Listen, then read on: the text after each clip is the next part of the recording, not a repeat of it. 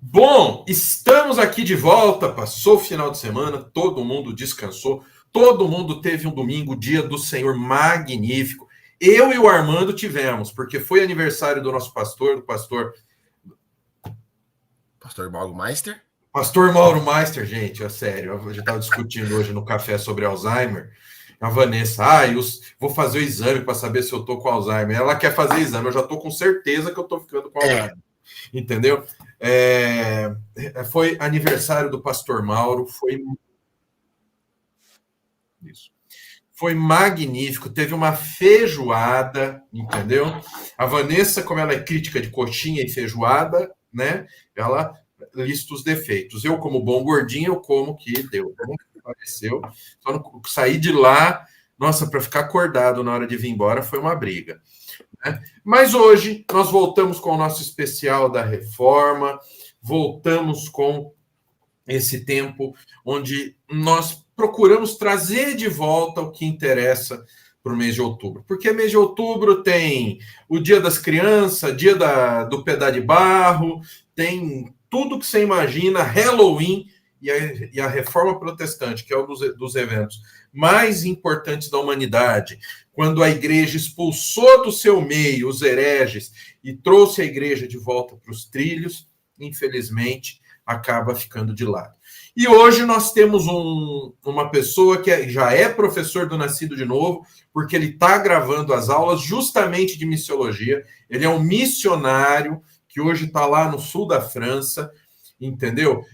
Mas o lugar que ele está, pastor, vai falar que ele é missionário? Vocês não sabem o que está acontecendo na Europa. Nós já tivemos uma live com o Bispo Rossello, ele trouxe a realidade da igreja na Inglaterra, que é coisa de arrepiar o cabelo. A gente estava conversando agora com o Romildo estava nos trazendo a situação da igreja lá na França, entendeu? É coisa que realmente nos deixa muito triste, porque lá foi o berço da Reforma Protestante, e antes da Reforma Protestante, nós sabemos que a igreja cresceu muito ali na Europa, então a gente fica muito triste em saber que está acontecendo o que está acontecendo na Europa. E aonde o Romildo está, posso dizer que ele está mesmo lá na Cova dos Leões mesmo, porque ele está na Califórnia europeia. Então vocês imaginam o que tem de permissividade, de pecado, os maiores abusos que vocês possam imaginar. Armando, dá boa noite pro pessoal aí e apresenta o nosso convidado, a estrela aqui da gente. Boa noite, pastor Raul, boa noite, Romildo, boa noite todo mundo que vem entrando aqui na live, todo mundo que já está entrando aqui, que está ao vivo no chat. Boa noite você que for assistir a gravação. Eu peço para que todos curtam a live, compartilhem a live, comentem. Você que vai assistir a gravação, comente aqui, deixe seu comentário. Isso tudo é muito importante para que o algoritmo do YouTube entregue esse conteúdo para o maior número de pessoas. E hoje estamos aqui com o pastor Romildo, que eu vou fazer a apresentação, vai nos falar mais um pouquinho sobre a situação da igreja na França, mas vai falar um pouquinho sobre a reforma protestante, os motivos, né, do porquê que ela teve que acontecer, o que levou ela a acontecer. Vai falar um pouquinho hoje também sobre a situação, brevemente sobre a história da reforma na França e até os nossos dias. É uma alegria ter você aqui com a gente e já agradecendo de antemão pela questão do fuso horário, porque você está bem mais tarde do que nós aqui. E o pastor Romildo Marvila Júnior, ele é pastor na igreja reformada, pastor da Convenção Batista Reformada aqui do Brasil. Ele está na França, na cidade de Saint-Tropez, né? Na região ali da Riviera Francesa, na plantação de uma igreja na localidade de Grimaldi. Ele tem formação em teologia pelo Nascido de Novo, licenciando em História, mestrando em História da Igreja. É autor do livro A Cidade Celeste e é casado com a Gabriela e pai do Mateus. E tem, quem quiser conhecer mais do trabalho e orar pelo trabalho do Romildo na França, aqui no link da descrição tem as redes sociais dele. Bom, Romildo, você, como eu disse, né, você, pela nossa conversa anterior, você está aí na França, você é um missionário, ou seja, você sabe o que é a vida de um missionário, porque hoje quando fala missionário, todo mundo, eu tenho chamado de que eu sou um missionário, que eu vou pregar às nações, não sei o quê. O cara não prega nem pro pai dele que tá dentro de casa, não prega nem pra mãe, pro vizinho, nem olha na cara do vizinho, né? Só dá risada quando o vizinho acontece alguma coisa no vizinho, fala, viu? É ímpio, né? A gente tem uma situação dessa. Então, hoje acham que ser missionário é uma forma de dar um salto social. Ninguém realmente, aqueles que sabem o que é ser um missionário, o que é pregar a palavra fora, realmente são pessoas assim, né? São poucos. Então, vamos começar falando sobre o campo que você está, sobre a França. Vamos lá, se você puder falar um pouco sobre... Porque reforma a gente fala Lutero, Calvino, Melanchthon, aí Zwinglio, e aí lembra de Ana Bolena e Henrique VIII, e na França mesmo, poucas pessoas sabem o que aconteceu e que reflexos, né, surgiram disso. Né? Então, fala... Boa noite para você aí. Fala um pouquinho boa noite, forma aí na França. Raul, boa noite, pastor Armando. Graça e paz do Senhor a todos. É um prazer. Você viu que eu já sou pastor, hein? Tem gente saco. Continua. É um privilégio estar sempre aqui no canal do Nascer de Novo. Aqui tem uma história e cada vez que eu venho aqui me sinto honrado de fazer parte deste projeto, de começar e terminar, né? E fico muito honrado pelo convite. E hoje, neste mês especial, que é o mês que nós recordamos a reforma, e vale aqui nós frisarmos que nós não idolatramos os reformadores, como ultimamente alguns papistas, alguns romanistas, né, começam a jogar, né, vocês têm reformadores para idolatrar. Não, de maneira nenhuma. Nós lembramos da vida deles, porque eles foram para nós não um alicerce, como Pedro é da igreja romana, mas foram para nós, tem para nós uma importância, porque deixaram para nós um legado, e nós aprendemos muito com seus acertos, como também com seus erros. Não que nós vamos errar, mas que nós vamos passar de lado dos seus erros.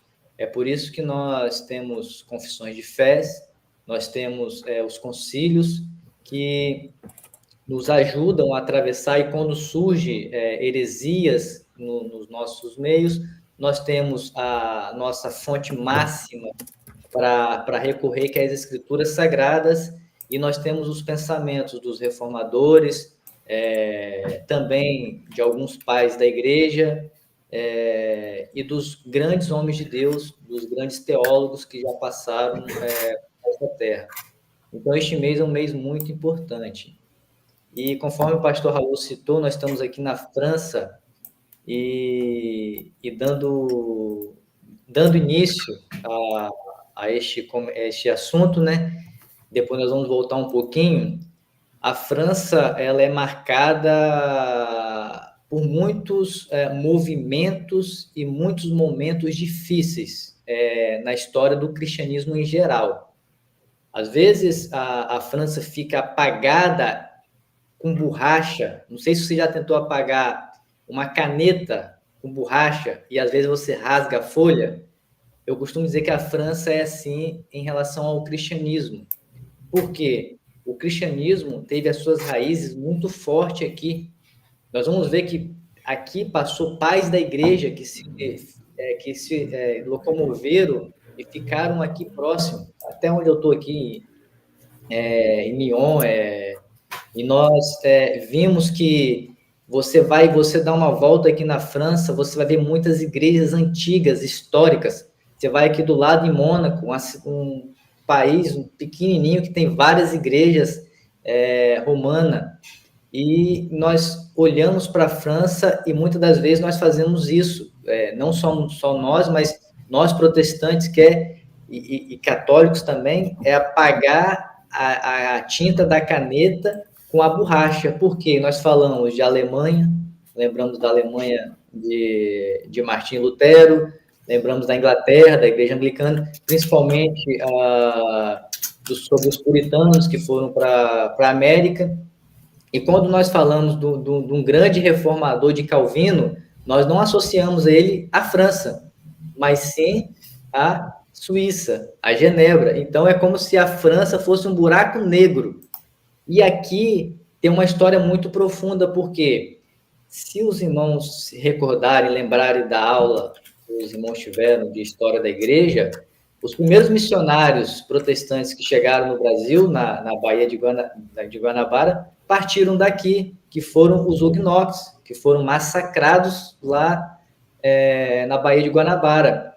E a França, ela gerou, depois da Reforma Protestante, muitos protestantes, que nós vamos entrar neste assunto, e que foi um marco para toda a Europa, que aqui foram criados e forjados muitos missionários, mas missionários mesmos, que deram a sua vida por amor ao verdadeiro evangelho.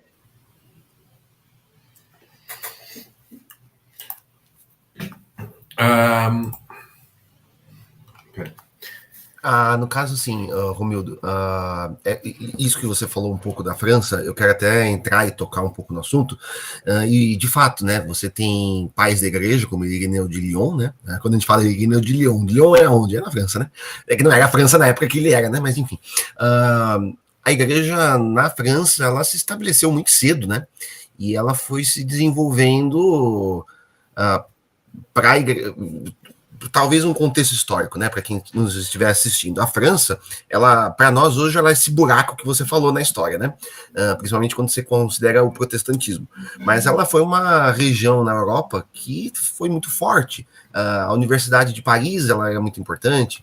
Você teve vários teólogos influentes que vieram daí. Então, quando você tem a Reforma Protestante, a Universidade de Paris, ela era considerada um dos locais a serem julgados as questões teológicas. Bem no começo da Reforma, o Lutero ele até cogita mandar alguns textos no meio das polêmicas para serem avaliados em Paris. E no caso desse comecinho o catolicismo ele se fortaleceu muito na França. Carlos Magno é essencial, né? O Papa vai lá, coloca a coroa na cabeça dele. O Império dos Francos, que surge naquela região, é muito importante para a consolidação do poder católico romano. Também vai dar toda aquela briga, aquela questão, né, do cisma do Ocidente, quando você tem o papado que fica em Avignon, que também... Avignon é perto aí de onde você está, não é? O papado, a gente já falou em outras lives, né? Por conta de movimentos políticos, o papado ele teve uma época que ele ficou estabelecido na cidade de Avignon. Depois tentaram voltar para Roma, os imperadores franceses não deixaram. Acabou que teve 2 papas, depois teve 3 papas, depois teve um concílio ir lá e tirar os papas. Então, essa região da França é muito importante na história, mas acabou ficando meio esquecida.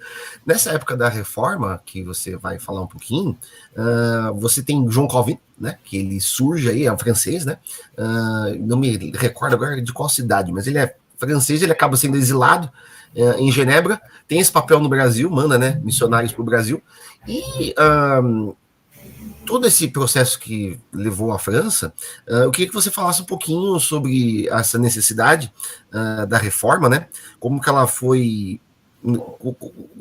Coloca a França para nós nesse contexto da reforma, e como que chegou a situação de que os huguenotes, como surgem os huguenotes, como que chegou até a noite de São Bartolomeu e acabou acabando com o processo na França. Certo. Calvino, ele é de Noyon, da cidade de Noyon. É também aqui perto. Como eu estou aqui embaixo, eu estou aqui no Mediterrâneo, daqui para Lyon fica 4 horas e meia. É bem perto, mas dando um contexto geral. A França sempre foi um país intelectual. Sempre foi país de pensadores. João Calvino ele foi para Paris para estudar, enviado para seguir a profissão que o seu pai queria, e ele não tinha pretensão nenhuma de se tornar um teólogo, mas o seu coração ardia pelas escrituras, né, pelos textos. Nós vamos dizer que a briga de João Calvino com Martim Lutero não se dava num campo de nomes pejorativos, conforme foram seus seguidores, mas sim de interpretar e ter uma posição dos pensamentos agostinianos. E isso fizeram que tiveram 2 linhas e 2 pontos da reforma, mas que a gente vai ver ali da linha dos dois, que são uma teologia, e principalmente de Calvino, que estudou aqui na França, uma teologia robusta e saudável. Então, Calvino, ele tem a sua formação em Paris, e ele vai para Genebra, e a gente conhece aqui a história, que ele foi quase... foi espraguejado para ficar ali na Suíça, e acontece ali vários momentos importantes que marcaram toda a história do protestantismo. Por quê? Calvino, apesar de estar na Suíça, estar em Genebra, ele formou muitos missionários. Por quê? A França, conforme a gente estava falando aqui antes da live iniciar, a França sempre foi um local de exílio para muitos reis, muitas pessoas, principalmente aqueles que fugiam da Inglaterra. Então, as pessoas vinham para a França porque é como se tivesse um refúgio. E isso, até os nossos dias, praticamente, as pessoas fogem para a França. E a gente vai ver, por exemplo, quando o rei, o imperador do Brasil, ele fugiu do Brasil, para onde ele foi? Para onde morreu o... Então, as pessoas vêm para a França. Então, ali a França foi como se fosse uma âncora, um porto seguro para muitos homens de Deus, e acabou gerando muitos homens de Deus neste período, como iniciou os huguenotes, que foram uma força muito forte, que se espalhou por toda a Europa com uma forma de evangelização, de ensinamento do evangelho, homens que, conforme eu falei, que não tinha medo de pregar e entrar em territórios católicos, porque às vezes as pessoas pensam, nos nossos dias, que é como hoje, eu chegar num bairro que é mais católico e ali pregar e apresentar Jesus, que as pessoas já conhecem de ouvir falar, e da sua liturgia ali da Igreja Católica, mas antigamente não era assim. Você ser um protestante numa comunidade católica era você ter um atestado de, me mate, ou me julgue, nas costas, né? Me condene como herege. E quando a gente estuda a história da igreja, infelizmente, muitos cristãos nos nossos dias não dão importância a isso. Quanto mais nós vamos estudando, mais maravilhados nós vamos ficando, e a gente vai falar assim, nossa, nós estamos vivendo, por mais que são tempos difíceis, aqueles tempos lá também não era brincadeira, não era dias fáceis. E cada tempo a gente sabe que Deus, ele sempre prepara os seus eleitos e passamos por isso. Então, continuando aqui, sem perder o raciocínio, a França, ela foi sempre esse porto seguro para esses homens de Deus. E daqui, o que aconteceu? Muitos desses missionários que passavam por aqui, eles tinham uma formação aqui, ou em Genebra, por João Calvino está lá em Genebra, e eles voltavam para os seus países, como foi o caso de muitos voltarem para a Inglaterra, e muitos saírem daqui para ir para o Novo Mundo, para ir para a Nova Inglaterra, né, que é os Estados Unidos. E então, o que aconteceu? Como o evangelho crescia, o protestantismo crescia de forma que, se eu vou dizer assim, foi maior do que os outros lugares, não tinha como medir, mas crescia de forma que, se continuasse, a França poderia ser como uma Holanda, como uma Suíça. Eles fizeram aqui uma atrocidade, e às vezes isso não é falado, Se a pessoa pergunta, você conhece o que se passou na noite de São Bartolomeu? As pessoas não sabem. As pessoas não sabem nem o que é a noite de São Bartolomeu. Vai achar que é uma festa junina. Olha lá. Exatamente, ou até acende vela. A noite de São Bartolomeu aqui na França, para alguns protestantes que teve família, que perderam famílias, que isso não está muito longe. As pessoas, às vezes, comentam, os mais velhos, eu estou numa igreja que a igreja é bastante antiga, tem gente lá de 80, de 90 anos que conviveram com seus bisavós e passa para a gente como é que ouviu falar do evangelho e era difícil o evangelho nos dias dos seus avós, dos seus bisavós. Então, o que aconteceu? Houve um massacre, que na noite de São Bartolomeu, milhares, quase todos os huguenotes foram assassinados durante essa noite. Todos os católicos pegaram e saíram e mataram os protestantes, usando lá as narrativas que nós sabemos que sempre houve essas narrativas que não condiz com a realidade para tentar justificar um injustificável. E a França sofreu um baque muito grande, porque o protestantismo, ele chegou, e não sei se a gente já toca nesse assunto logo, mas ele trouxe para a classe média algo muito benéfico, porque ele começou a educar a classe baixa e a classe média, e as pessoas começaram a fazer o que não faziam antes, que foram produzir uma classe produtiva. Imagina, todos os protestantes, os huguenotes, foram massacrados. A classe média ficou assustada. Então, muitos protestantes, quando amanheceu o dia, pegaram as suas trouxinhas, zarparam. Então, a França entrou num colapso, e isso foi culminar mais para frente na Revolução Francesa, que foi uma desgraça, sem graça nenhuma para toda a humanidade, e que os seus reflexos vêm até os nossos dias, ainda mais nessa visão marxista que entra na cabeça de muitas pessoas através das universidades e da escola. Sim. Quer abordar alguma?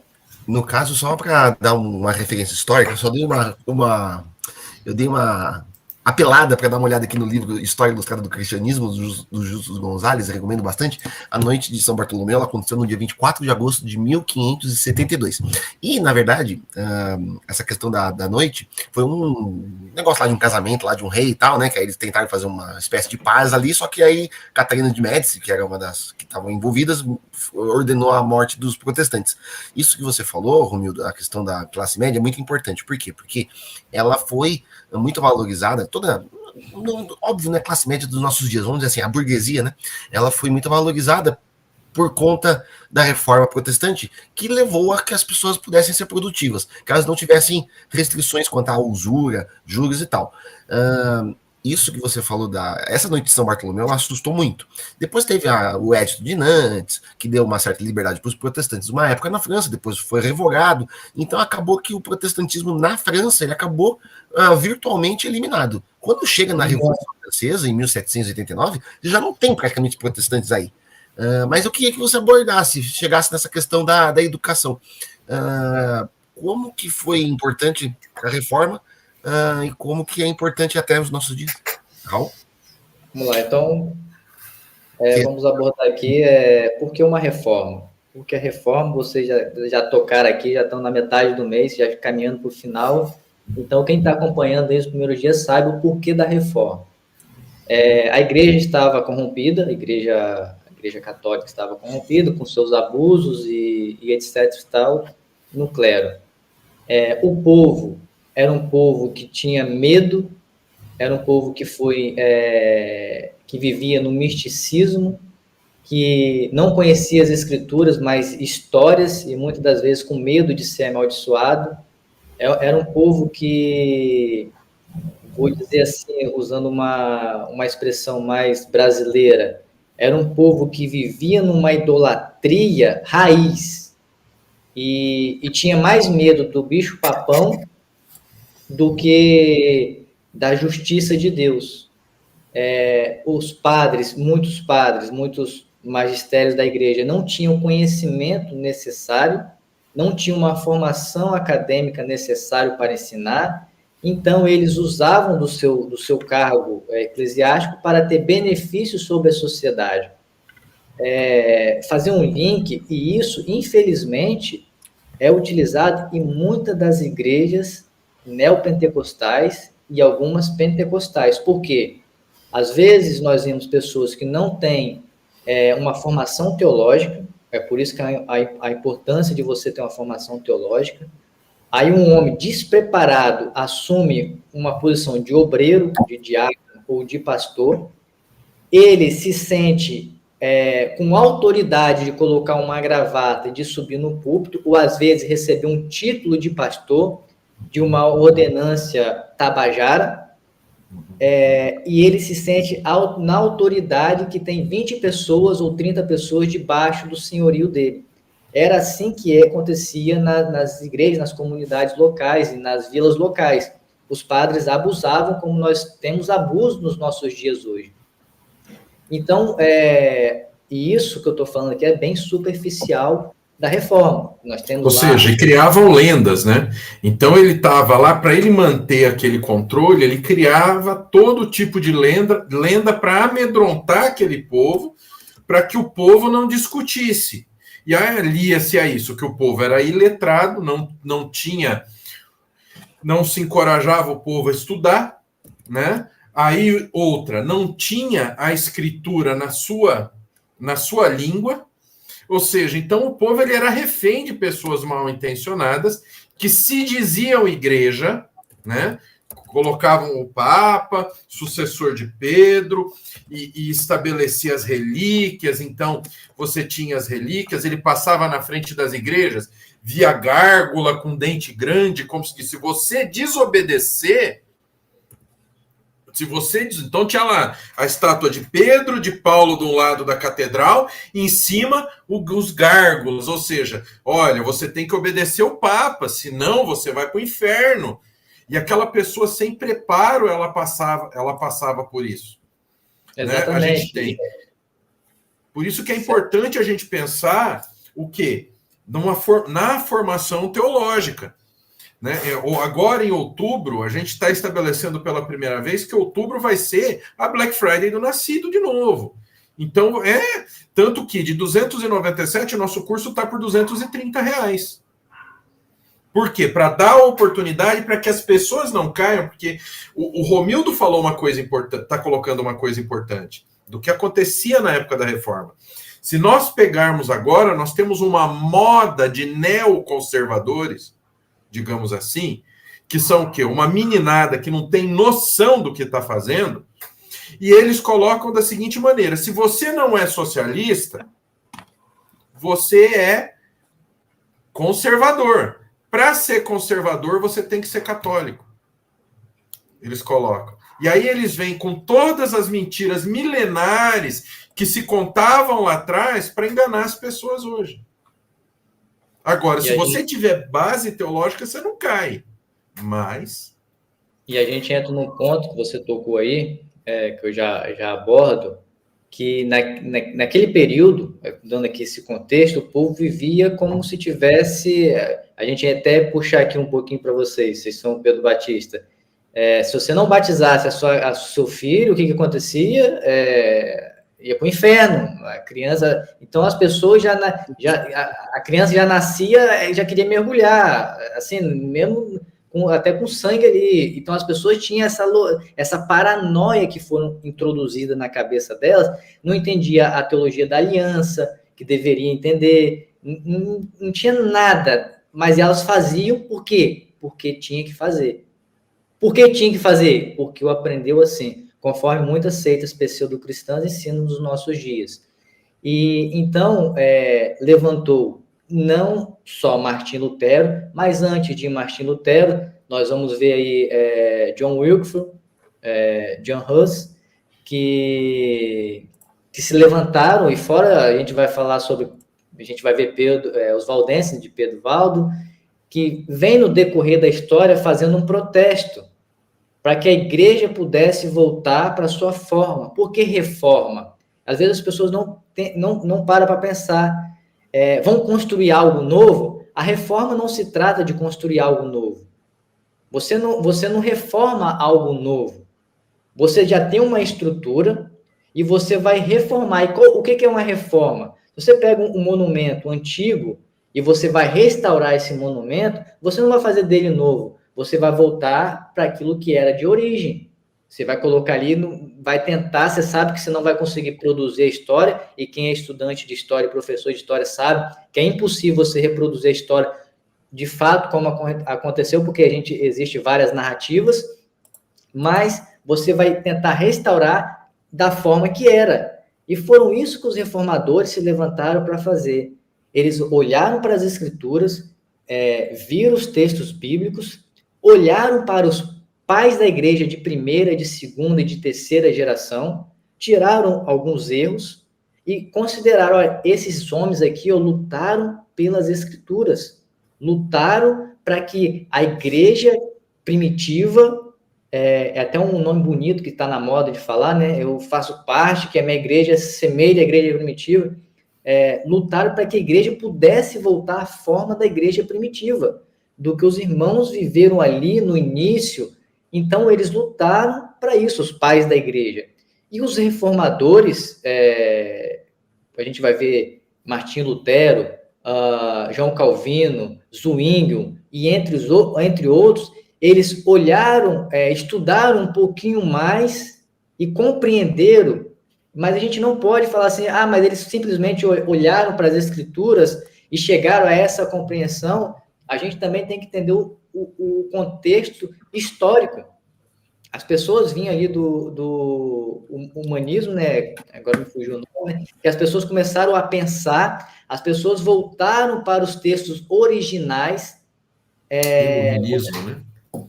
Como? O iluminismo. Exatamente. E aí os papistas vão falar que a reforma protestante é fruto do iluminismo. Mas isso foi um contexto geral, que as pessoas começaram a ir na fonte, as pessoas começaram a ler o que os pais da igreja escreveram no original, porque até isso a igreja católica, ela adulterou muitos, tem texto de Agostinho que ele nunca escreveu. Você vai conferir lá, você vai ler a Cidade Celeste, você vai ver erros ali, coisas acrescentadas que não foram de Agostinho, que universidades teológicas vai confirmar isso olhando para os documentos originais. E se você não sabe disso, você cai na conversa fiada da Brasil Paralelo, que pinta ali um conservadorismo de mentira, porque se você for estudar a história do conservadorismo, você vai ver que é protestante, mas vamos chegar lá. Então aconteceu o quê? Uma reforma, a volta para os princípios bíblicos, para os princípios que Jesus, os apóstolos, viveram, ensinaram, porque toda a doutrina se baseia ali em Atos 2. Vamos dizer que a igreja perseverava no quê? Na doutrina dos apóstolos. Então, quando você aprende a interpretar as escrituras, não de uma forma individual, mas de uma forma que já foi interpretada por diversos homens de Deus no decorrer da história, que é uma forma única, que é o sola escritura, que não é coisa da sua cabeça, não é coisa da minha cabeça. E homens de Deus, né? Homens de Deus, que estão debaixo daquilo que a palavra diz. Exatamente, porque assim, se a gente for pegar uma pessoa comum e saber ler um texto dentro do contexto, é claro que tem que ter a inspiração do Espírito Santo, mas ela vai compreender a história das Escrituras dentro do seu contexto. Mas, infelizmente, teve algum lado positivo, mas eu vejo que é mais negativo do que positivo. A igreja que não considera como um pai da igreja, mas usa a sua metodologia até o dia de hoje, que é a Orígenes, que a igreja católica, ela não considera a Origem como pai da igreja, né, como assim, um oficial, mas é uma igreja que vive de alegorias, que as suas doutrinas e dogmas são alegóricas, são doutrinas inventadas por interpretações de textos isolados. Então, isso é que as pessoas devem compreender e entender. Então, Aconteceu a reforma. Martim Lutero foi lá, pregou as 95 teses, foi chamado na dieta de Worms, falou que não negava, que não ia contra a consciência dele. A reforma não começou simplesmente uma reforma local, mas ela começou a estourar na Europa, foi para a Suíça, foi para a Boêmia, foi para Genebra e Zurique. Depois, Henrique VIII aproveitou o bonde, foi lá para a Inglaterra também, e aconteceu isso, que foi algo que mudou aquele século, a virada do século, né? E isso fez com que quem ganha? Toda a sociedade ganhou. Por quê? Começou o pensamento, o homem a pensar. A gente vai cair também no culminar mais para frente do antropocentrismo, né? Que isso, infelizmente, é o mal, mas nós devemos também tirar algum benefício, pouco, mas algum. Mas veio aumento, benefício para a saúde, porque a saúde, a medicina começou a avançar ainda mais, porque começou os estudos começou a avançar. Se você for olhar a medicina na Europa Ocidental e a medicina na Ásia, você vai ver que a medicina em ambientes protestantes avançou muito mais do que na Ásia. Você vai ver que a política, a democracia, o sistema democrático começou aonde?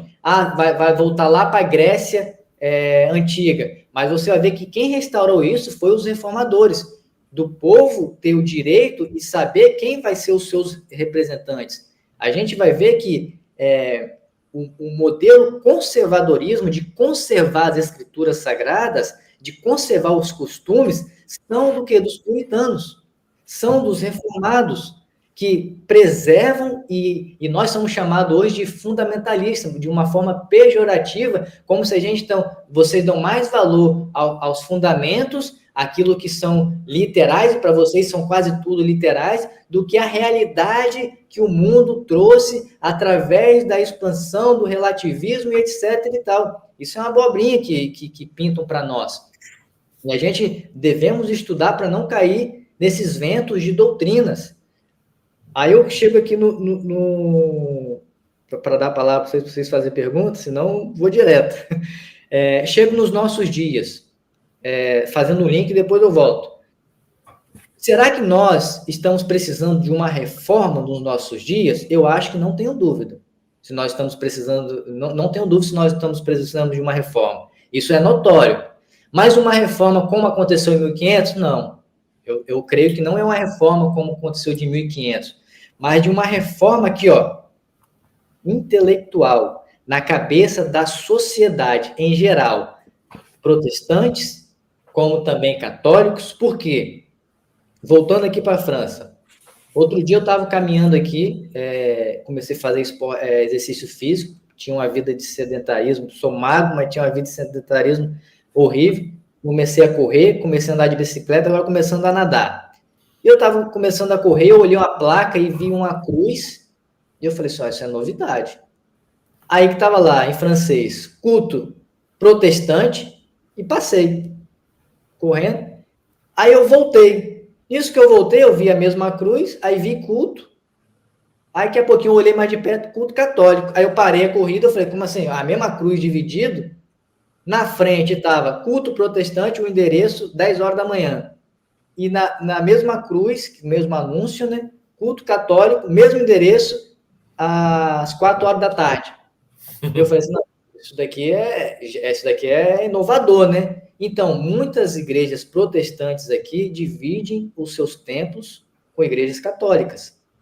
Não sei se para outros lados do país aqui funciona da mesma maneira, mas eu fui convidado recentemente para fazer parte de uma associação e estava até me interessando, uma associação protestante, mas eu estava lendo os documentos, estava analisando antes de entrar, e fizeram uma conferência onde que fizeram dentro de uma igreja católica, com as imagens e tudo ali, e convidaram o ministro da igreja católica, o padre, para estar ali presente e chamando de irmãos que devem labutar juntos. E eu desconsiderei na hora o convite para entrar para essa associação e até assumir uma igreja, porque católicos romanos não são irmãos em Cristo dos protestantes. Às vezes as pessoas acham que isso é um absurdo, e nós vamos abordar isso também, se tiver tempo, mas o católico romano raiz, que compreende os dogmas ali, que vive ali, não são os irmãos, porque a Igreja Católica Apostólica Romana é uma seita, é a mãe de todas as seitas.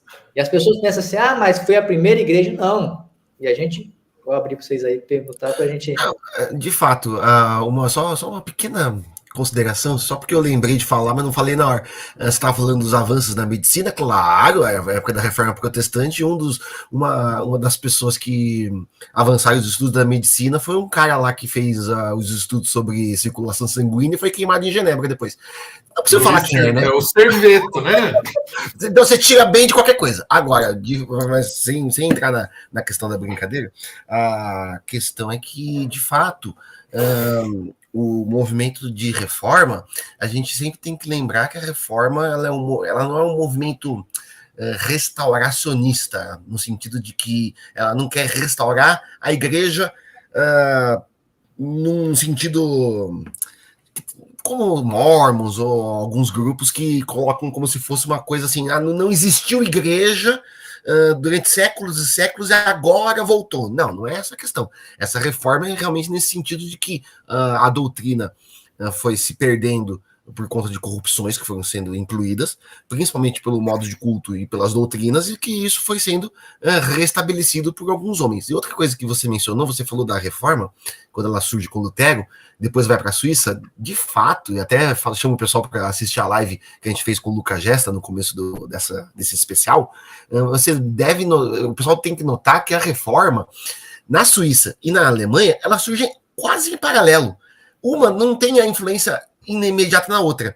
E isso eu falo por quê? Porque a gente está comemorando os 500 e tantos anos da reforma por conta do Lutero, e é ótimo, é normal e tal.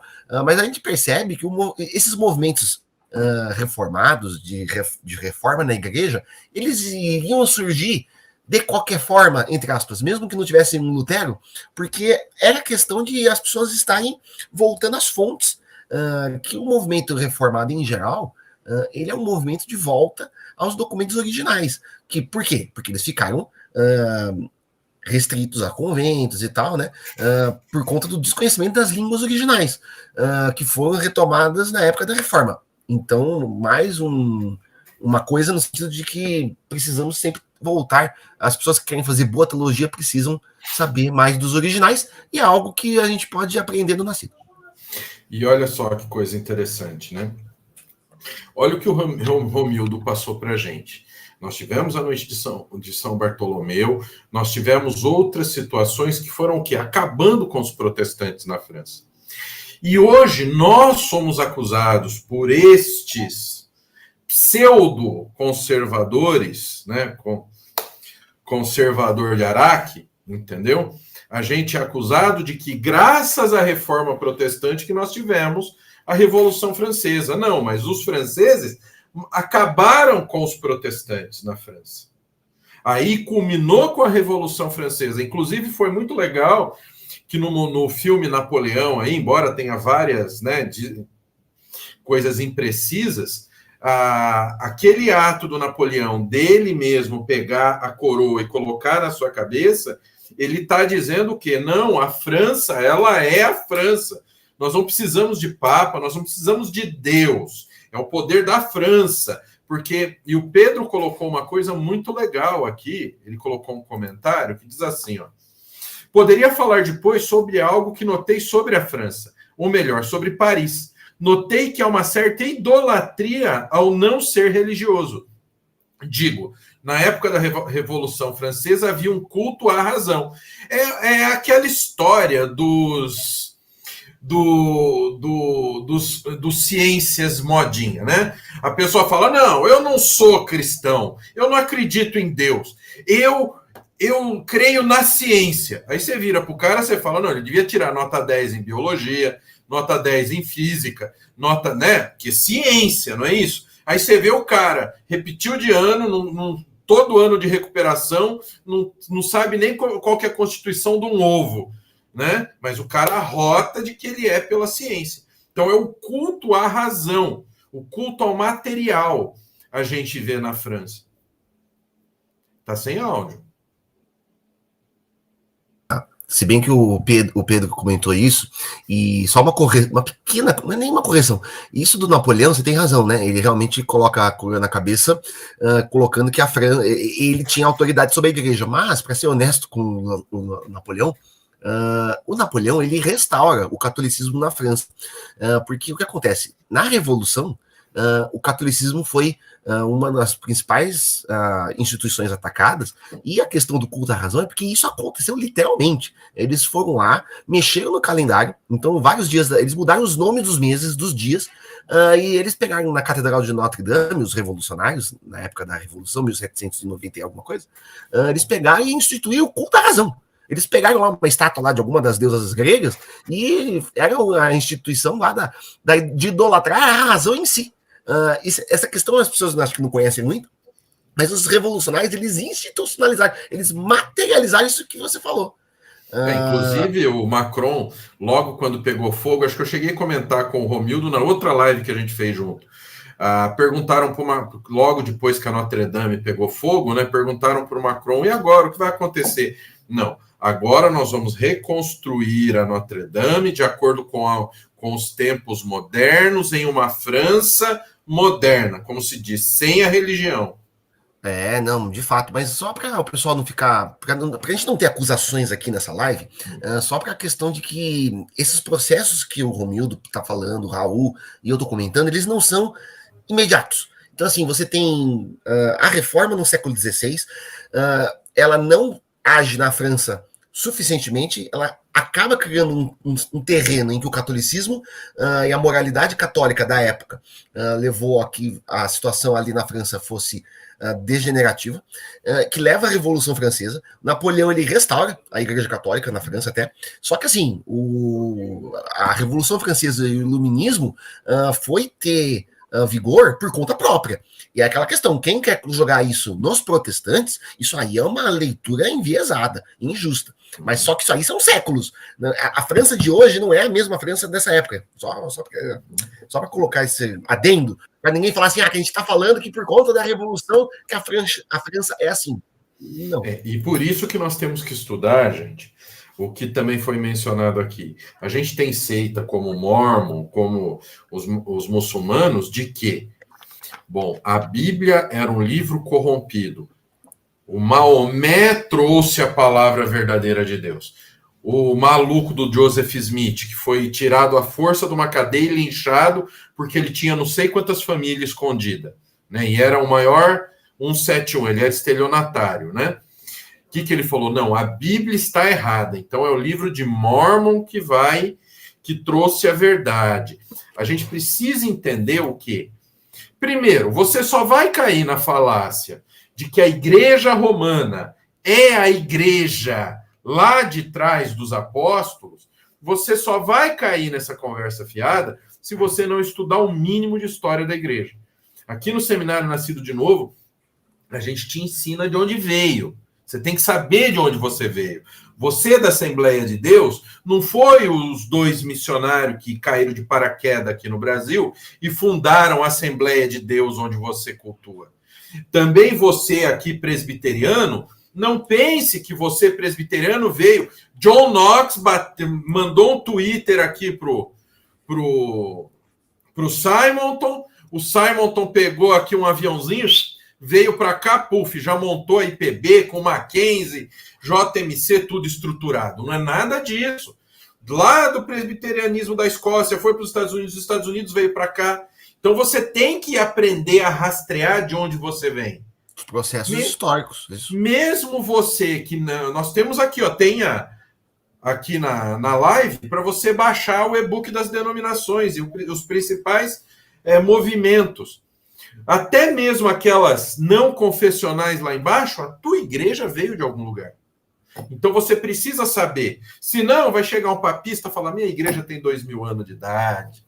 Nós temos os pais da igreja, ou seja, ele pega de 200 pais da igreja, ele pega meia dúzia, aí ele escreve uma coleção de capinha verde, onde ele põe metade do conteúdo da cabeça dele, entendeu? Uma coleção cara para Dedéu, entendeu? Você vai pagar, vai ter que doar o fígado para você, vender um fígado para você comprar aquela coleção, entendeu? Só que e metade daquela coleção é Agostinho.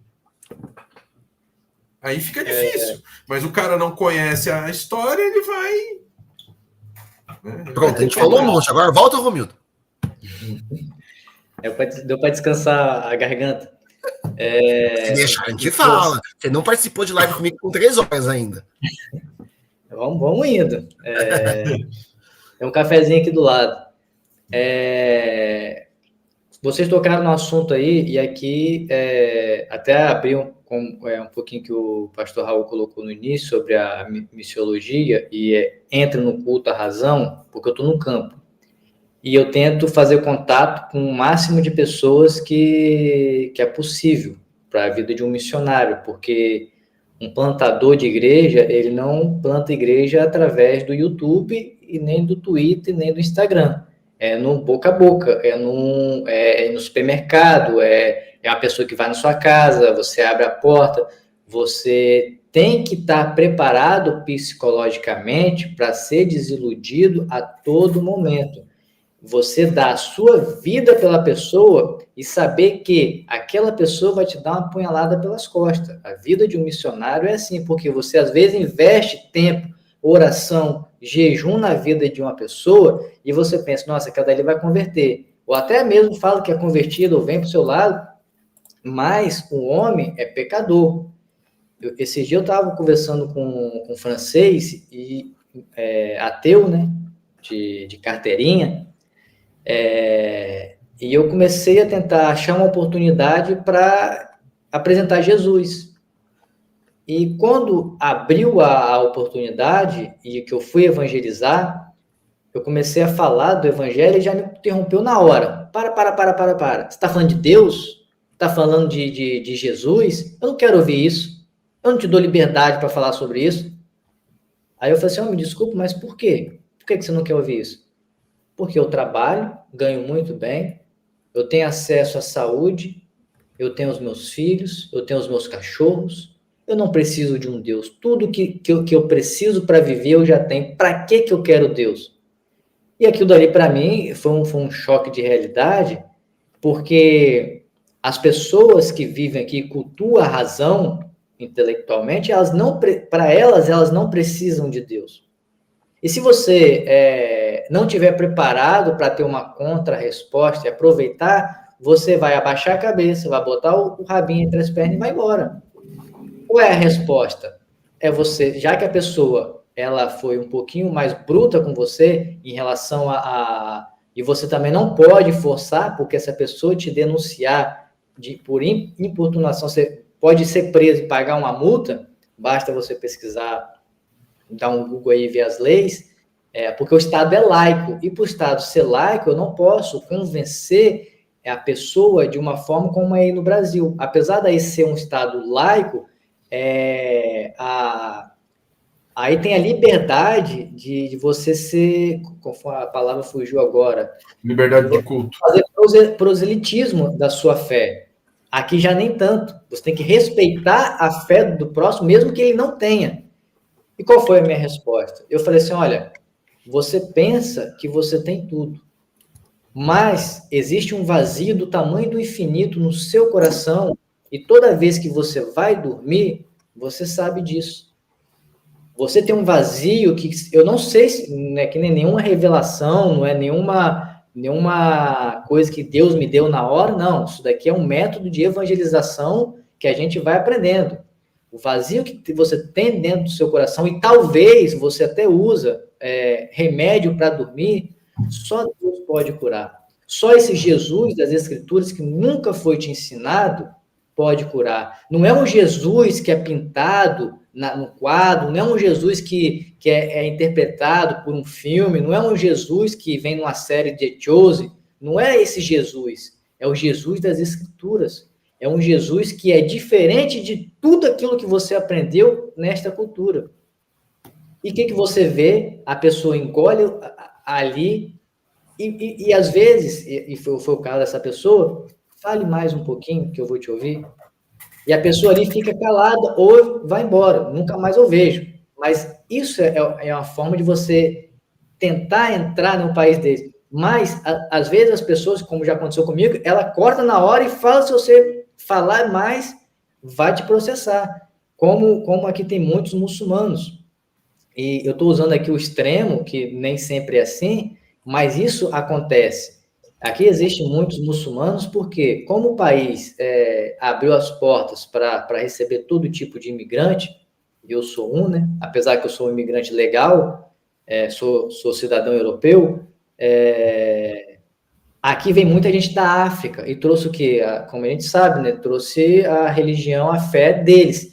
E eles falam, diferentemente do que o Ocidente pensam, que pensam que os árabes, os muçulmanos vão atacar, vão matar todo mundo. A gente sabe que o que mais cresce no mundo, a religião muçulmana, não são os xiitas, mas são os sunitas. E eles falam que eles vão dominar o mundo sem dar um único tiro, fazendo filhos, entrando em todas as esferas da sociedade. E sabe aonde que eles aprenderam isso? Aqui na França. Por quê? A gente vai entrar para o lado da política, quando a gente vai ver, em que o pensamento marxismo, o marxista, o que ele fez? Ele entrou na cultura através de quê? Da leitura. Os livros que foram escritos entraram na mente das pessoas e depois isso culminou no quê? Nas universidades, como a gente vê nos nossos dias, que a fonte do marxismo hoje, eu faço faculdade de História, e eu tenho que ali marcar muitas das vezes, ao contrário daquilo que eu acredito, porque senão, como é pergunta de múltipla escolha, eu já sei a resposta que eles querem que seja, e eu tenho que marcar aquilo para poder tirar nota, senão não passo. É até um pouco desonesto, mas é a verdade, porque você tem que pensar como eles querem que você pense. Quem tem o poder vai impor o pensamento do jeito que quer, sendo verdade ou não. E é isso que os muçulmanos querem. Eles querem entrar em todas as esferas políticas, governamentais, para começar a impor aquilo que eles querem. Sabe o que o muçulmano disse para mim há pouco tempo atrás? Não sei se eu falei na última live. Ele falou assim: eu sinto. Eu acho vocês muito engraçados, vocês cristãos. Vocês são muito modinha. E eu falei assim, modinha? Eu pensei que havia uma nova, né? Vocês não abraçam de fato o livro que vocês têm como sagrado. E eu tentando ali me tirar do lado, né? Ele falou assim, mas eu como assim? Nós viemos para cá, trouxemos a nossa cultura e nós não abrimos mão da nossa cultura. As nossas mulheres não vão mostrar os cabelos, as suas mulheres mostram o corpo todo. As cristãs mostram o corpo todo. Nós não vamos deixar de orar na hora que der para nós, nossa hora de orar. Vocês nem oram muitas das vezes. Então, o que eles querem fazer? Eles fazem que eles chegam aqui, deu a hora de orar, acaba tudo, vão orar. Deu o horário deles, eles aplicam aquilo que eles têm da sua cultura, e eles falam assim, vocês não fazem isso, vocês vão muito na modinha, vocês se vestem como os atores se vestem, vocês mudam a cada século, e nós não, nós preservamos aquilo que é a nossa fé. E às vezes as pessoas pensam assim, não desviando aqui do foco da live, a gente está falando de reforma, e às vezes as pessoas pensam que os muçulmanos não acreditam em Jesus, não acreditam no evangelho. Pelo contrário, você vai ver que o que Maomé veio fazer, conforme o pastor Raul disse? Ele veio consertar aquilo que foi adulterado por alguns judeus e pela Igreja Católica. Eles acreditam em Jesus como um profeta. Eles acreditam que Jesus foi levado para os céus, mas que quem morreu na cruz do Calvário não foi Jesus, foi Judas. Que o rosto de Judas foi transfigurado e quem foi levado foi Judas para a cruz do Calvário, que morreu ali. Eles acreditam que Jesus está no céu e vai voltar. Eles acreditam que Jesus vai voltar muito mais do que os cristãos dos nossos dias, que vivem a sua vida aí, pecaminosamente. Vivem uma vida sem temor. Eles acreditam que Maomé veio depois de Jesus para espalhar a mensagem, mas que Jesus vai voltar para completar a mensagem. É uma tal de conserta completa, aquela coisa que a gente sabe que a gente vai ver, vai estudar ali a história ali de Maomé, a gente vai ver a atrocidade, como é que foi implementado e etc e tal. Então, olhando para os nossos dias, as pessoas estão o quê? As pessoas estão sem educação, as pessoas são moldadas por os pensamentos daqueles que querem impor o poder. Isso não estou falando só do Brasil, mas estou falando de uma Europa em peso, estou falando de um Estados Unidos que cada dia, por mais de ser um país livre, é um país ali que é um país protestante, raiz, dizendo assim, que caiu no relativismo, que caiu no liberalismo teológico, como a Europa caiu e o evangelho aqui, nós chamamos hoje a Europa de pós-cristã, e o Brasil está começando a mergulhar nesse liberalismo teológico e nesse relativismo. O relativismo ele foi bom por algum momento, a gente pode tirar alguns benefícios, mas nos nossos dias é só coisa negativa. Por quê? As pessoas têm hoje a Bíblia no seu smartphone. As pessoas têm o conteúdo como está tendo aqui agora, mas muitos não sabem aproveitar. Muitos têm as escrituras abertas só em Salmos 91, Salmos 23, pensando que aquilo ali vai ser uma proteção. Aí eu faço uma pergunta para vocês. As pessoas hoje estão ligadas ao misticismo, e eu falo para vocês que não são só os pentecostais e neopentecostais, até reformados.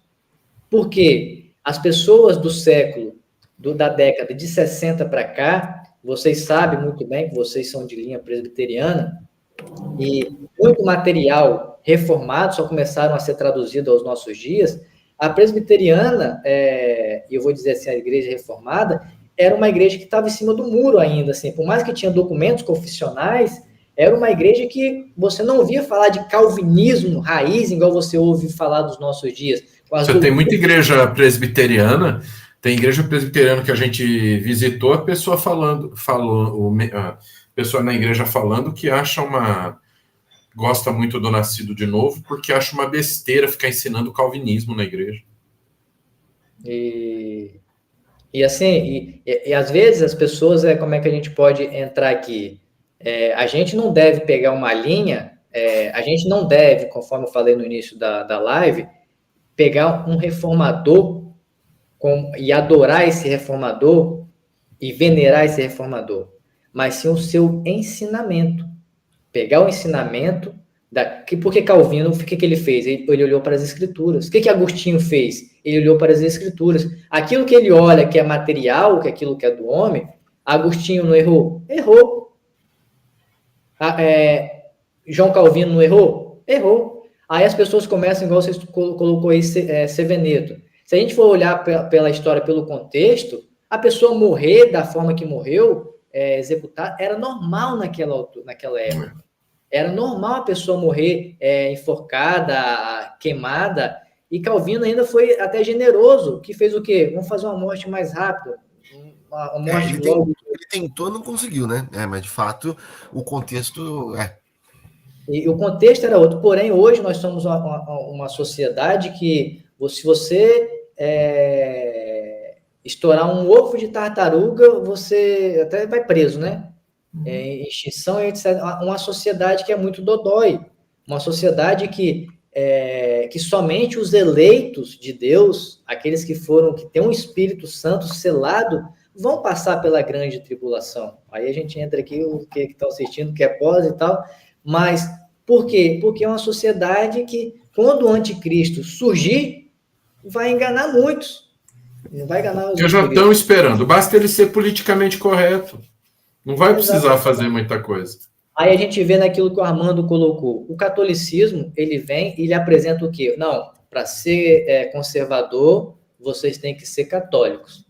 E vocês têm que abraçar a mensagem que a Igreja Católica deixou, porque nós temos mais de 2000 anos de história.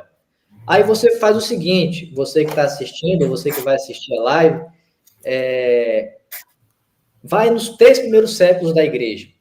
Vai ali só nos 3 primeiros séculos da igreja e tenta recolher as informações que você consegue adquirir dos 3 primeiros séculos da igreja. Pega o primeiro concílio, pega o concílio de Nicéia, concílio de Catargo, os concílios que tiveram ali, e veja quem presidiu esses concílios e quem era a autoridade desses concílios, e me diz se era Roma que tinha autoridade desses concílios.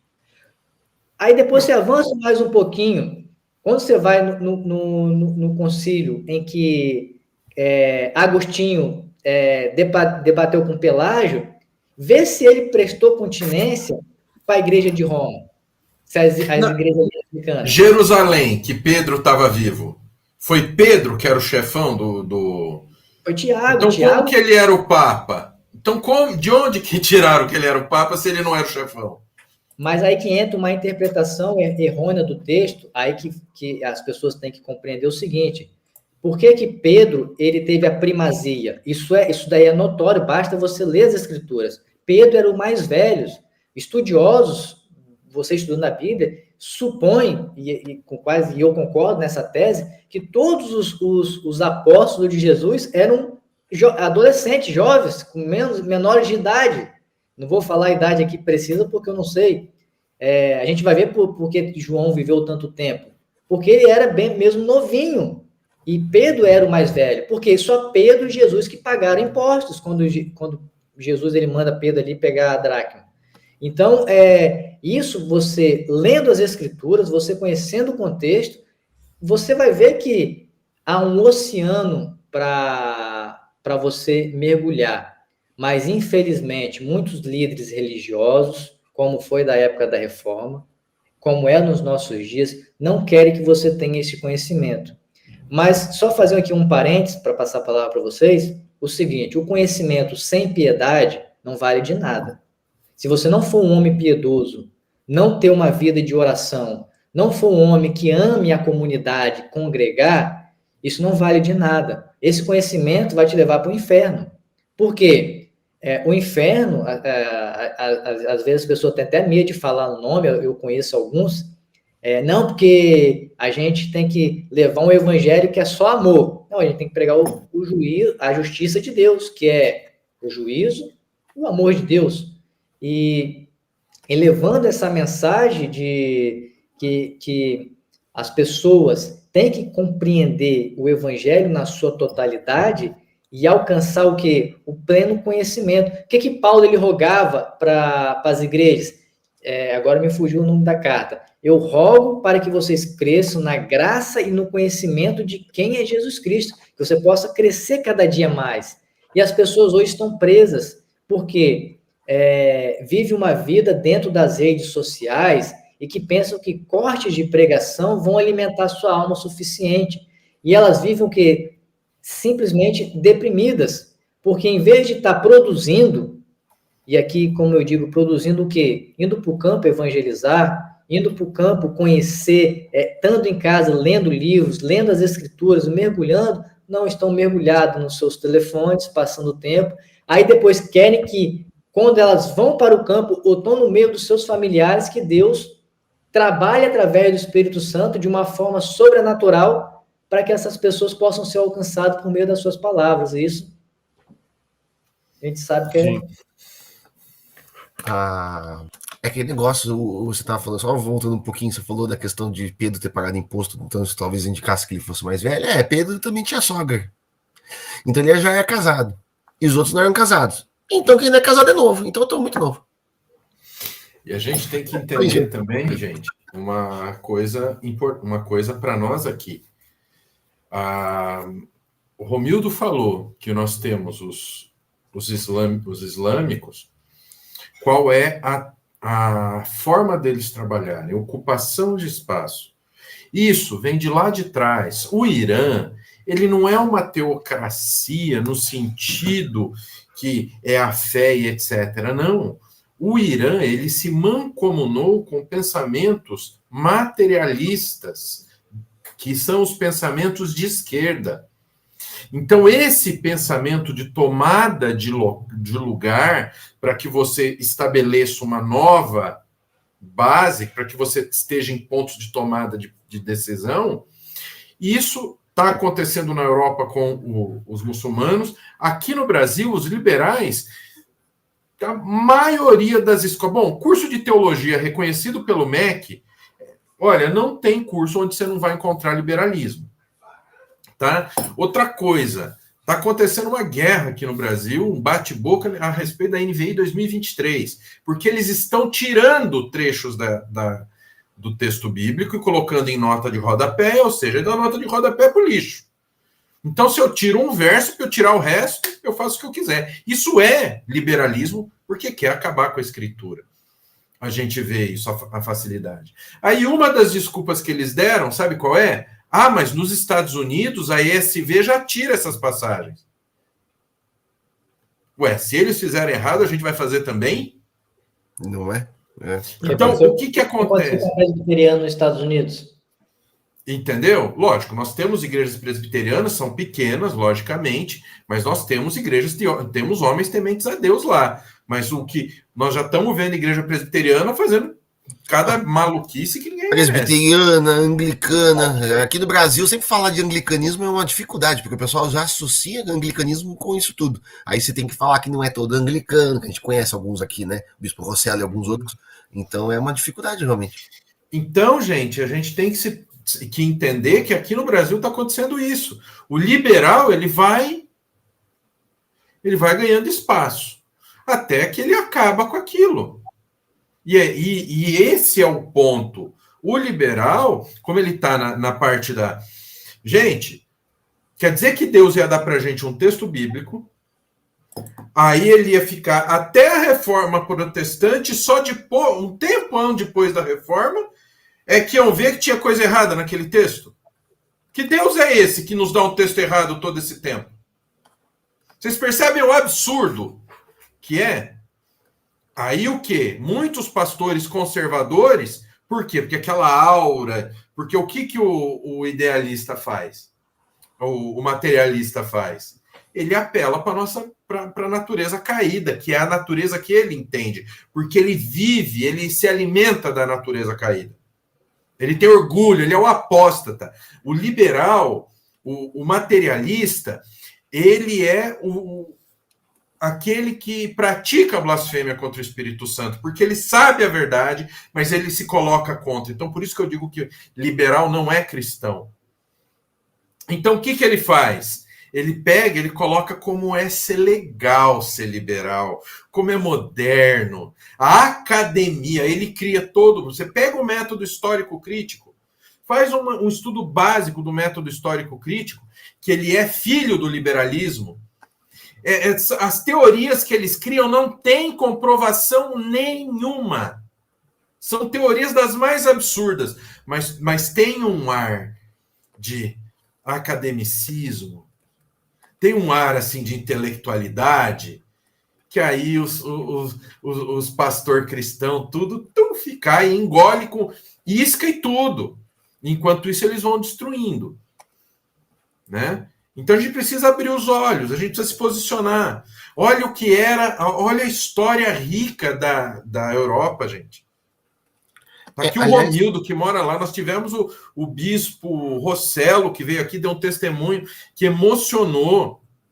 A hora que ele viu que aqui no Seminário Nascido de Novo nós temos um curso, tudo sobre a Trindade, que nós ensinamos a doutrina da Trindade nos mínimos detalhes, e daí a gente já emenda para o curso da criação, que mostra uma criação trina.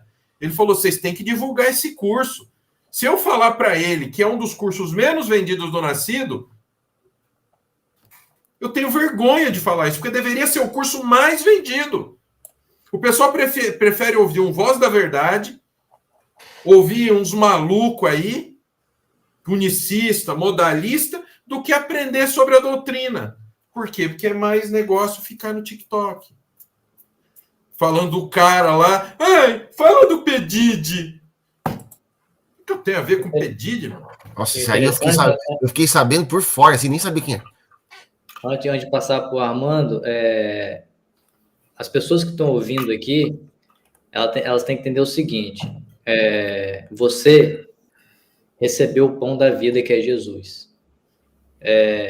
Você não pode pegar esse pão, estocar na sua casa e deixar que ninguém saiba. Você encontrou a fonte da água que jorra para a vida eterna. Você não pode simplesmente esconder este local das pessoas que estão morrendo de sede e este pão das pessoas que estão sedentas. E muitas das vezes eu te entendo que você não tem como falar e nem ensinar. E às vezes você conhece muitos cristãos já convertidos e você não consegue transmitir este ensino de forma categórica, de forma sistematizada. É por isso que existem homens, professores, chamados por Deus. O curso, que se você for ver aqui do Nascido de Novo, é um curso mais barato aí que tem no Brasil, com um custo robusto teologicamente. É um curso que você vai aprender uma teologia, não simplesmente porque são, não sei como é que está agora, não são muitas pessoas que chegam no final, porque às vezes as pessoas vê ali, deparam com o assunto, não é isso daqui que eu quero, porque é muito profundo. Mas sim, tem que ser profundamente para que você possa compreender. Às vezes as pessoas pagam um curso aí de 300, 200 reais por mês, um curso raso, só para pegar o diploma e só para terminar. Aí vai para uma frente de uma igreja ou para frente de uma missão, fica frustrado porque não sabe de nada. Não sabe o que é uma hermenêutica, não sabe interpretar um texto, não tem uma vida de piedade. Existem seminários que a gente encontra por aí também. Bom, às vezes existe, a gente não pode fazer proselitismo só de um, mas com esse preço, com essa robustez, palavra fugiu, robusto, com essa robustez do nascido, eu desconheço. Então, aproveite, compartilhe, para que pessoas possam não simplesmente, vocês não estão enchendo o bolso do Raul, do Armando, dos demais aqui de dinheiro, porque os recursos que estão colocados aqui são para manter este seminário. Eu conheço, assim, não conheço lá presencial, mas eu sei dos recursos que são implementados ali, porque é muito difícil você manter um seminário desse assim e por esse preço e conseguir produzir tanto conteúdo bom. Que nem aqui, pessoal, só para vocês terem uma noção. Antes de mostrar isso aqui, deixa eu pegar aqui, deixa eu achar aqui a tela. Essa. Aqui, ó, é a tela da live que vocês estão assistindo. Aqui tem os dados para você entrar em contato com o professor Romildo. Tá? E aqui, ó, você clicando, vai abrir esta página que você vai entrar com seu nome, seu e-mail, seu número de telefone e vai baixar este material gratuitamente, onde você tem os principais movimentos cristãos, ó, os presbiterianos aqui, olha, até os dias de hoje, tá? De graça, você vai colocar ali, você vai baixar, é seu. E aqui tem a lista de todos os cursos do seminário. O curso de apologética. Vai falar de Jesus, o Romildo. O Romildo vai chegar e vai falar de Jesus para um francês que ele é ateu, que ele é materialista. Antes dele chegar com a Bíblia, ele tem que mostrar para o ateu a necessidade de existir um Deus, provar que existe um Deus. E é isso que esse curso ensina. Defenda-se do liberalismo teológico já é um curso depois desse de apologética, porque é como você identificar as mentiras dos liberais e como se defender na sua igreja. Depois, um curso para o teu dia a dia de leitura bíblica, que é o método devocional diário. O que é isso? Eu vou te ensinar como organizar teu tempo, como montar um plano de leitura bíblica e como fazer uma leitura orante, onde você lê a Bíblia e você ora por aquilo. E aí a gente vem para os cursos de doutrina cristã, que eu estava falando para vocês. Tudo sobre a Trindade. Você clicando na imagem, ó, você vai para a página do curso. Aí, ó. Olha aqui, ó. Deus, uma substância, Trindade de onde veio, a doutrina da Trindade na história, pré-reforma e pós-reforma, Trindade ontológica, Trindade econômica, Trindade a experiência, as provas da doutrina da Trindade no Antigo Testamento, no Novo Testamento, a doutrina e a Bíblia, o caráter progressivo da revelação, a fórmula do batismo, a bênção apostólica, a Trindade e o batismo de Cristo, a Trindade e o nosso batismo, Olha só, 1 João 5,7, ó, passagem bíblica te explicando em detalhe as pessoas da Trindade, o Pai, o Filho, a substância pessoal do Filho, a geração eterna do Filho, a divindade do Filho, o seu lugar na Trindade, a terceira pessoa da Trindade, o seu nome, personalidade do Espírito Santo, Pai, o não gerado, Filho, o gerado e o Espírito Santo, expirado pelo Pai e pelo Filho. Você vai aprender tudo isso aqui, ó. Se eu não me engano, tem até... Não tá. É na formação que tem a foto do Romildo com o certificado dele. Tá? Então tá aqui, é um curso. E olha o valor desse curso, gente. R$ 89,90 esse curso, com tudo isso. Aí você vem aqui, terminando a Trindade, você vai aprender através da Trindade Gênesis revelado, que é o quê? Como aconteceu a criação, por que é importante a gente conhecer a criação. E aí, lógico, a formação completa em teologia, que é uma formação completa mesmo, onde você vai do básico, avançado, aí tem a história da igreja, homilética, tem tudo dentro desse curso para vocês. E o curso, ele custa R$ 297 e mais nada. E em outubro, você paga R$ 230. Ó, o link está aqui, ó, no próprio e-book, você clicando, você vai para a página do curso, você pode se inscrever. Então tá aqui, baixa seu e-book, tá bom? E outro projeto também que eu quero colocar. Já vai no embalo. Ó, esse material aqui, ó, tem a carta, né, do cardeal Sadoleto, né, e a defesa que Calvino escreveu. Porque Sadoleto estava tentando convencer Genebra a voltar para o catolicismo. Uhum. Aproveitando que hoje a gente está falando sobre um missionário que está na França, nada melhor do que pegar um francês, que é João Calvino, que ele, nesse texto, que é um dos textos, tradução do nosso projeto Castelo Forte, nesse texto a gente tem a carta que Calvino escreveu contra o cardeal Sadoleto, quando esse cardeal tentou trazer Genebra de volta para a Igreja Católica Romana. Essa carta do Calvino ao cardeal Sadoleto é considerado um dos documentos mais importantes da época da Reforma. Tanto é que o Lutero ele fica conhecendo Calvino por conta dela.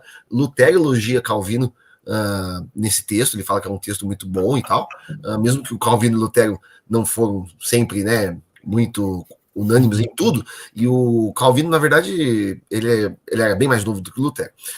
Só que o especial desse texto especificamente é porque nessa tradução do nosso projeto Castelo Forte, também nós temos a tradução da carta que o cardeal mandou ao Conselho de Genebra para fazer com que a Genebra voltasse à Igreja Católica Romana, porque a Igreja Católica Romana tinha perdido o controle de Genebra em 1536. E aí, quando Calvino vai para Genebra, a convite do Guilherme Farel, eles começam a fazer o trabalho de reforma lá, só que o trabalho de reforma de Calvino e Farel, os genebrinos não gostaram, eles acharam que era demais. Eles expulsam Calvino e Farel de Genebra. Só que naquela época era assim, filho, eu não gostei do que tu falou, não tinha essa de você abrir uma porta do lado da minha da igreja que eu pastoreio. O nego pegava você e te convidava a se retirar debaixo da pancada, se bobear.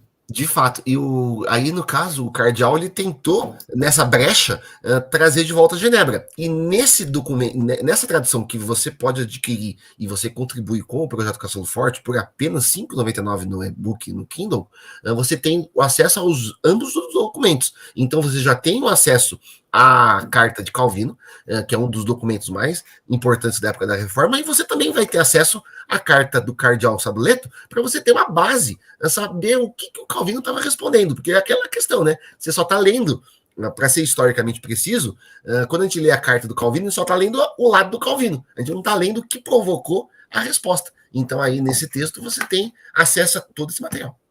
Isso é só um dos mais de 150 e-books que nós produzimos tanto pelo Projeto Spurgeon quanto pelo Castelo Torre Forte. Né, Raul? Castelo Torre Forte? Não, Castelo Forte. Agora eu tenho que corrigir. Eu vivo zoando ele falando que é Torre Forte, que é a comunidade torre de vigia aí.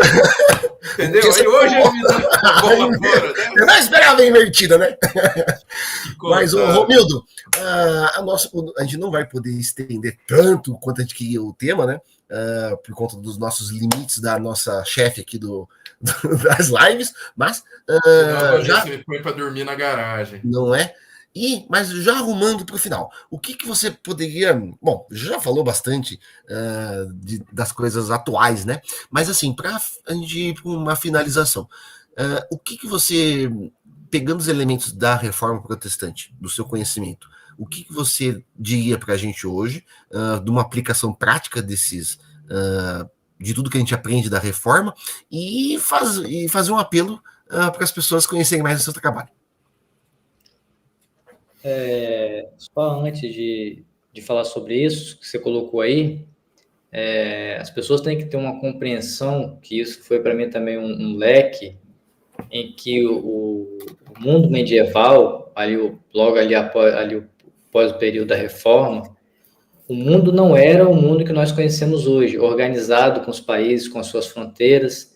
Então, era como se fosse vários reinados, por exemplo, em Genebra, em Zurique, e havia ali no país da Suíça comunidades católicas, como tem até nos dias de hoje. Então, às vezes as pessoas pensam, a Suíça é toda protestante, eu virou toda protestante. Não, existia várias comunidades, e isso em toda a Europa. Por isso que foi muito difícil para o catolicismo travar a reforma protestante. Isso vale botar um adendo, né, porque as pessoas às vezes não compreendem, pensam que era só fazer igual hoje, calar o chefe de Estado, que representava toda uma nação. Não era assim, era como se fossem várias nações dentro daquela nação, dentro daquela língua, né, que falava, né? Na França, por exemplo, foi assim. Então, se a reforma, o protestantismo crescesse naquela aldeia e era como se fosse um reinado ali, dificilmente conseguiria calar, a não ser se viesse tropas, como aconteceu muitas das vezes, e houve muitas mortes, muitas guerras aqui na Europa por causa disso, da reforma protestante. Nós tivemos a Inquisição Católica, nós tivemos a Inquisição da Holanda, que foi terrível, e que isso culminou também no Sínodo de Dort, em que houve ali o pesar que expulsaram ali todos os arminianos, porque estava semelhando a opressão que eles viviam através do catolicismo espanhol. Então, as pessoas têm que compreender um pouquinho disso. E agora, partindo aí para aquilo que você falou, né? A reforma protestante traz para nós uma reflexão em que nós, como seres humanos, nós temos a nossa mente limitada. E da mesma forma criativa. Por quê? Quando a gente tem a nossa mente limitada, nós abrimos o espaço para a criatividade. E o ser humano, ele é sempre criativo. A igreja, quando ela começou com Jesus Cristo, com os apóstolos, a igreja foi crescendo, a gente viu uma igreja simples, uma igreja em que tinha tudo em comum, uma igreja que tinha uma mensagem, uma igreja que não se preocupava com o materialismo, uma igreja que, em meio à perseguição, e as pessoas pensam que foram perseguição durante 3 séculos, não foi totalmente, teve momentos de abundância, teve momentos de menos perseguição, onde os cristãos tiveram um pouquinho de liberdade, não uma liberdade assim, igual nós temos hoje, não entendo isso, mas não foi uma perseguição severa, como foi em todos os períodos os 3 séculos. E o cristianismo ele foi crescendo. E isso fez com que muitas comunidades, ao decorrer do Ocidente, do Oriente, pudessem se expandir, antes de que nós conhecemos hoje como o lado muçulmano. E a gente viu o quê? Que um povo simples, um povo que estava ligado nas coisas celestiais, o povo que estava desejando morar com Jesus.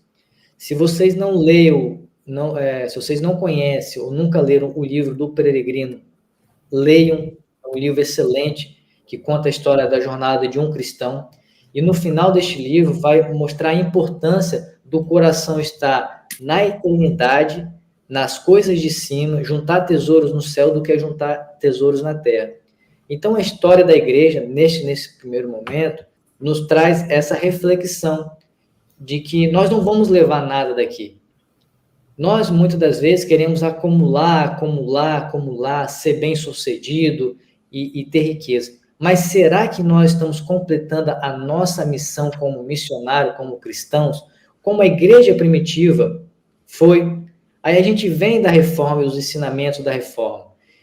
A igreja era uma igreja que tinha muitas riquezas. A igreja tinha tudo para dar certo no decorrer da história. Mas como ela tinha tudo para dar certo, é como Brasília. Tem tudo para dar certo, mas dá tudo errado. Dá tudo errado por quê? Porque homens limitados, depravados, são criativos. E eles têm ali a fórmula para dar certo.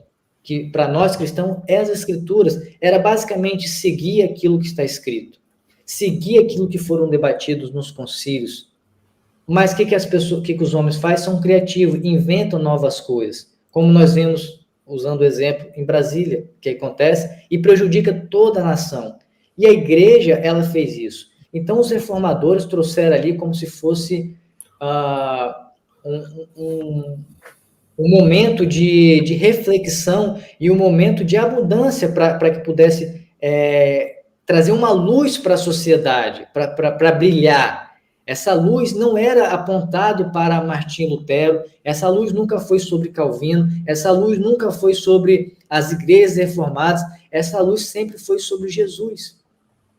Essa luz sempre foi pelas doutrinas da graça, para mostrar que nós não somos nada, que nós somos depravados, que nós carecemos da graça de Deus. O que Martim Lutero ganhou se afastando dos ensinamentos hereges da igreja romana? Perseguição. O que João Calvino ganhou com isso?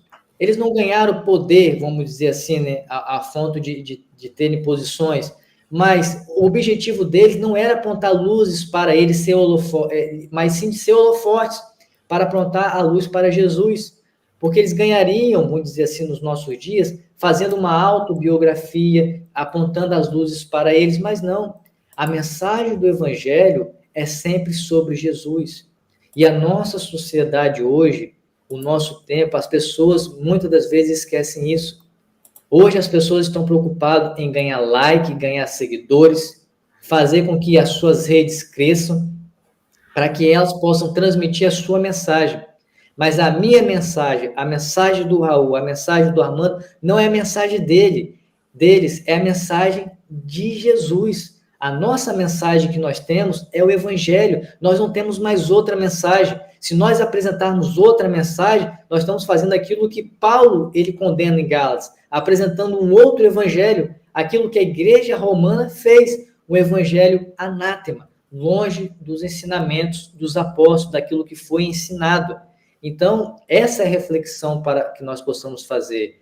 É sempre entender, a mensagem não é sobre mim, a mensagem não é sobre você, a mensagem não é sobre aonde você congrega, sobre o seu pastor, a mensagem é sobre Jesus. E você deve fazer essa autorreflexão. Será que eu, como cristão, estou levando verdadeiramente esta mensagem?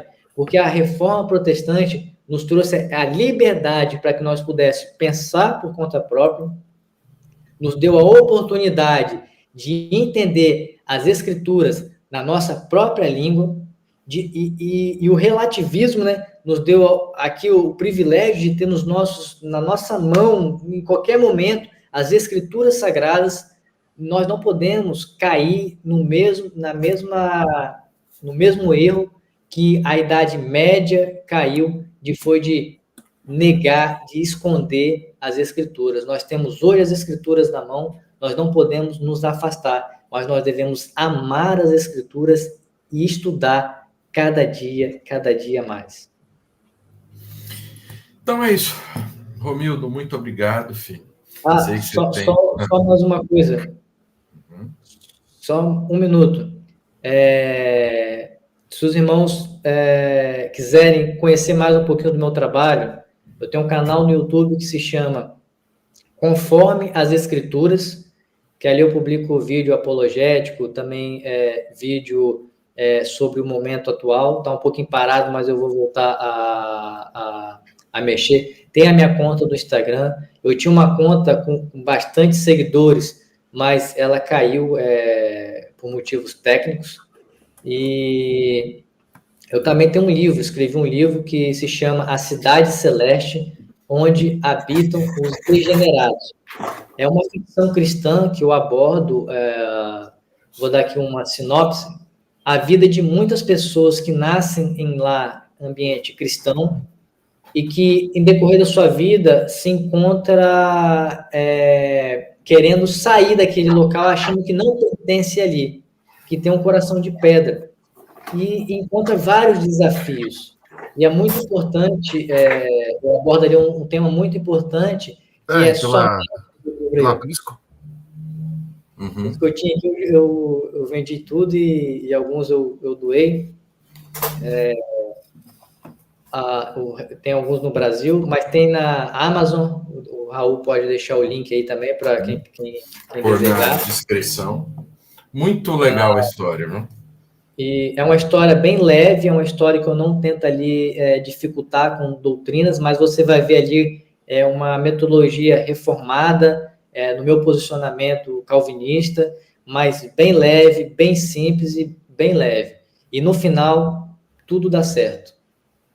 Só precisa atualizar essa ficha aqui e colocar o pequenininho, né? Colocar o Mateuzinho, né? Tem que colocar ele aqui. O próximo livro tem que sair atualizado. Né? Exato. Então é isso, meus queridos. O contato do Romildo está aqui embaixo. Tá tanto o canal quanto o Instagram dele. Tá? Por mim, nós ficaríamos aqui até amanhecer aqui no Brasil ou amanhecer ali lá na França. No caso dele já está quase, né? Que horas são aí na França agora? 3 horas.